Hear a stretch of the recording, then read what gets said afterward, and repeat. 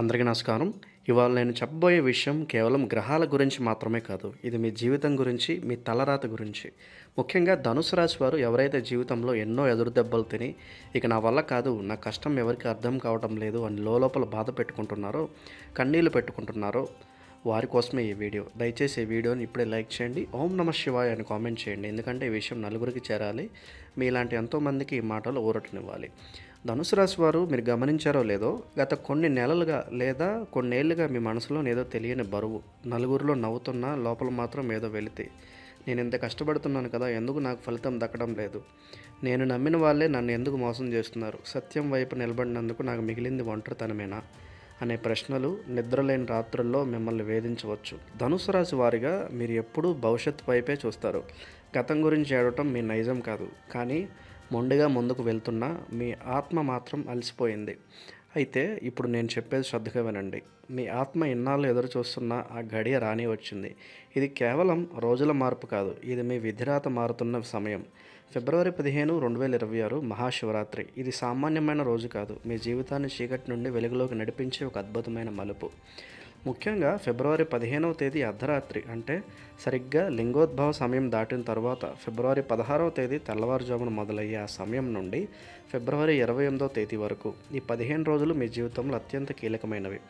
ఎందుకంటే అర్ధరాత్రి శివుడు తన మూడో కన్ను తెరిచి మీ కష్టాలను, మీ కన్నీళ్లను, మీ చుట్టూ ఉన్న ప్రతికూల శక్తులను భస్మం చేయబోతున్నాడు.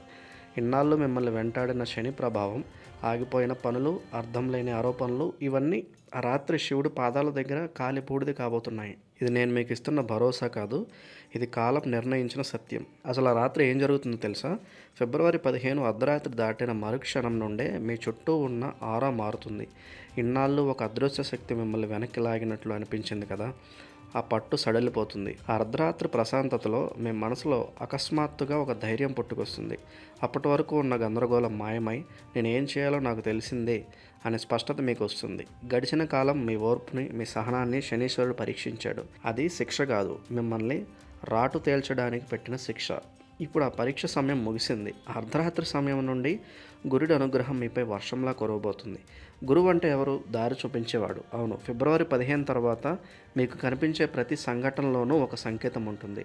మీరు అనుకోకుండా కలిసే వ్యక్తి, లేదా ఎక్కడో చదివిన ఒక వాక్యం, లేదా మీ కలలో వచ్చే ఒక దృశ్యం, ఇవన్నీ మీ భవిష్యత్తుకు బంగారు బాటలు వేస్తాయి. ఫిబ్రవరి 15 నుండి 28 వరకు ఉన్న ఈ సమయాన్ని బ్రహ్మకాలం అని అనుకోవచ్చు. ఈ సమయంలో మీరు తీసుకునే ప్రతి నిర్ణయం రాబోయే 12 ఏళ్ల మీ జీవితాన్ని శాసిస్తుంది.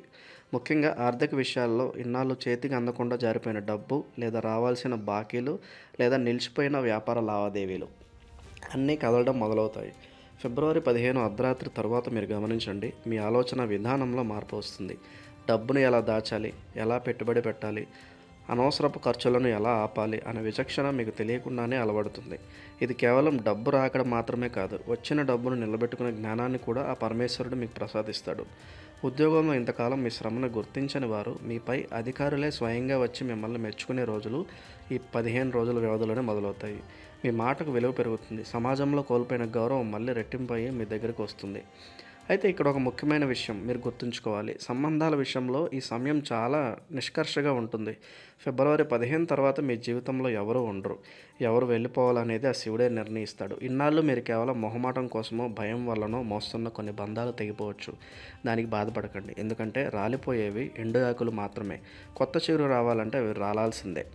మీతో నిజాయితీగా లేనివారు, మీ ఎదుగుదలను ఓర్వలేని వారు మీ నుండి దూరమైపోతారు. ఆ ఖాళీలో మీ ఆశయాలను అర్థం చేసుకునేవారు, మీ ఆత్మను ప్రేమించేవారు కొత్తగా మీ జీవితంలోకి వస్తారు. ఈ మార్పును మీరు భయంతో కాకుండా ఒక శుభ పరిణామంగా స్వీకరించాలి. అర్ధరాత్రి జరిగే శివతాండవం మీ జీవితంలోనే అబద్ధాలను కూల్చివేస్తుంది. ఈ ఫిబ్రవరి 28 వరకు మీరు చేయాల్సిందల్లా ఒక్కటే, మీ అంతరాత్మ చెప్పే మాట వినండి. రాహు, కేతువు కొన్నిసార్లు భయపెట్టాలని చూస్తారు. మళ్ళీ ఏదైనా తప్పు జరుగుతుందేమో, మళ్ళీ నేను మోసపోతానేమో అనే సందేహాలు వస్తాయి.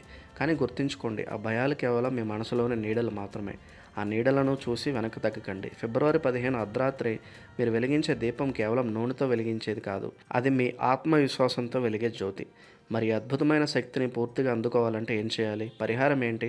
పెద్దగా ఖర్చుతో కూడుకున్న పూజలు అవసరం లేదు. ఆ భోళాశంకరుడికి కావాల్సింది మీ కన్నీటి చుక్క, మీ నిజాయితీ.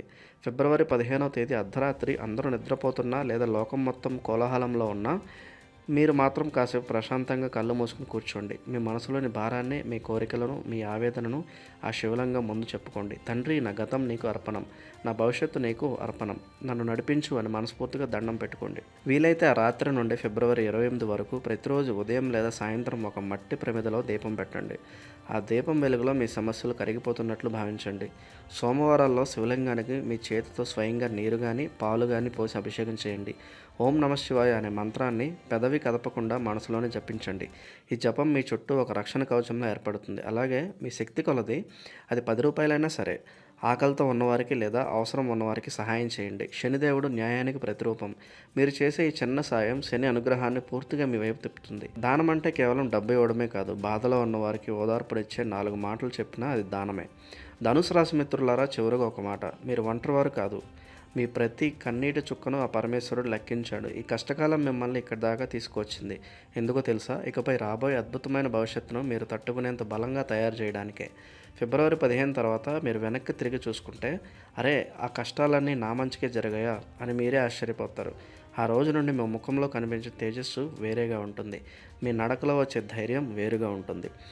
ఇది ముగింపు కాదు, ఇది మీ అసలైన జీవితానికి ఆరంభం. ఆ శివుడి ఆశీస్సులు మీ మీద, మీ కుటుంబం మీద సదా ఉండాలని, మీ సంకల్పాలన్నీ నెరవేరాలని మనస్ఫూర్తిగా కోరుకుంటున్నాము. ఈ వీడియోలో చెప్పిన విషయాలు మీ గుండెకు హత్తుకుంటే, మీలో కొత్త ధైర్యాన్ని నింపితే దయచేసి వీడియోని లైక్ చేయండి. కామెంట్లో హరహర మహాదేవ అని టైప్ చేసి ఆ శివుడిపై మీకున్న భక్తిని చాటుకోండి. ఓం నమ శివాయ. శుభం భూయాత్.